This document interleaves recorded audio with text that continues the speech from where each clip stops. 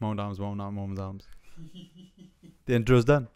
Alright guys, what if I told you there is a smarter way to build muscle that you're probably not aware of? Today I'm going to be breaking down the smartest technique that I've used in building muscle, and it was one of the biggest things I've taken away from my bodybuilding career. And trust me, this will not only completely change the way you train, but hopefully the way your clients train in future as well. After working with over 1,500 people in the last 10 years as a fitness coach, I've seen what works, what doesn't work, all the trends blow up in the industry, and the things that actually matter. So stick with me on this one as we dive deep into biomechanics and we show you some methods behind getting faster, better results that you can do for yourself and your clients. We've managed to get insane results with clients over the years, some jaw-dropping results, and this is some of the techniques that we've actually used with those clients to do that. So let's dive into the science behind it so you can understand it and then you can apply it to yourself and your clients today. So yeah, we're going to go on to explain using the Prime Kit, because the reason we got it, the reason it's so rare and the reason it's so valuable is because the guys that developed this, smart strength technology is what they call it,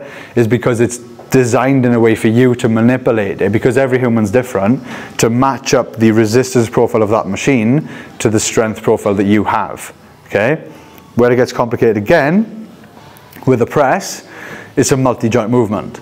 So this is where we get into the depths and you realize now, fuck, training is complicated after all, like when you really start to understand it.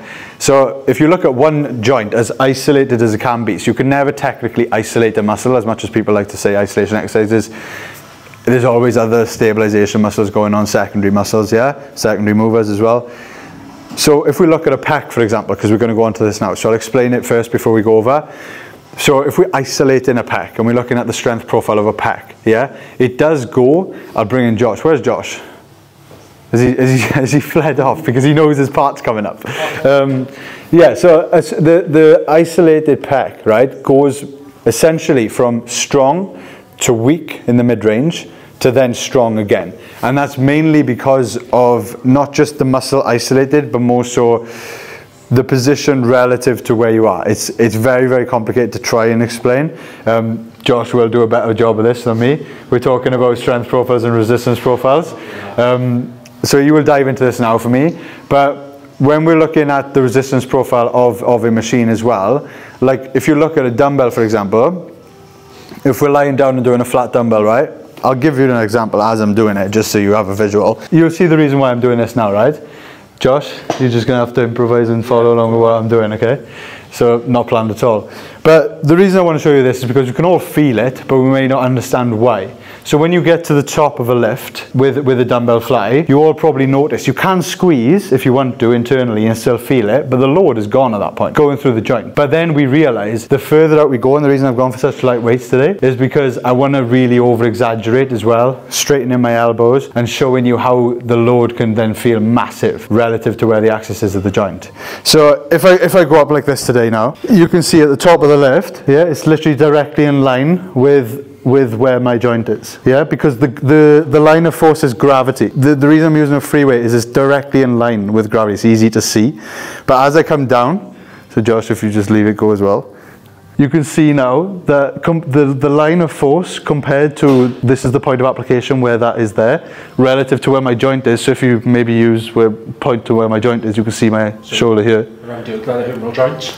Okay, so the distance then. Got the humeral joint is here. Yeah. Okay, so we've got the distance here. Okay, so the best way to think about it when we got this kind of movement is when you have a door, how far away is the handle away from the hinges? Because if you try and open the door with the handle right next to the hinges, it's not moving. Does that kind of make sense? Yeah. So it's always the furthest point away from the stiffest point. Yeah. Does that make sense? Yeah, so as you come up, as you notice, right, you can see the line of force come closer and closer and closer, and that's why it's getting lighter and lighter and lighter, because it's relative to where that is. The axis doesn't change. So that's what I'm trying to demonstrate here, is basically showing you the difference as you're coming closer. That's what happens throughout everything. It's very complicated to show you on machines, but that is a big part of it, yeah? And then Josh is going to explain about moment arms as well. If you want to. So we could do that with a cable quickly. So the easiest way to think of a moment arm is create a 90-degree angle, or the soonest point of this 90-degree angle being created between the axis of rotation. So in this position it's the shoulder, okay? Because that's where the movement's going to be generated from. Does that make sense? Yeah. Awesome. And So everyone look now, right? Line of force. You've got the line of force. I'll use a red. What Llew's going to show to you now is just the distance, okay, between point of application, again, through the shoulder, so the axis of rotation. This is the point of application, don't worry too much about that. There's the axis of rotation. We're going to keep Tommy as long as we can. and the line of force is coming straight through, okay? Can we see a right angle already? So it's perpendicular distance. You know, we've got a little square here. Yeah? This is where the movement's greatest. This is where the exercise is hardest. If we push through now, keep that there, keep that there, keep that there, yeah? Right angle's pretty much gone. Okay? That means the exercise is getting a lot easier in that position now. Because this is the moment arm, and like we said, this determines how heavy the load is, because the load is the same. A lot of people think, you know, there's lots of other variables, like we talked about momentum, but the moment arm itself with an exercise is what will determine how heavy something feels at a certain point in the lift. So you can see here now, this was the original distance, the original moment arm, and now it's literally like there. So it's going to feel a lot easier at that point anyway. So ideally what we want to do is, it's still not about making it a constant, we don't want to make it a constant moment arm. What we want to do though, is make sure that it matches up to the strength profile of that, of the pec. Yeah?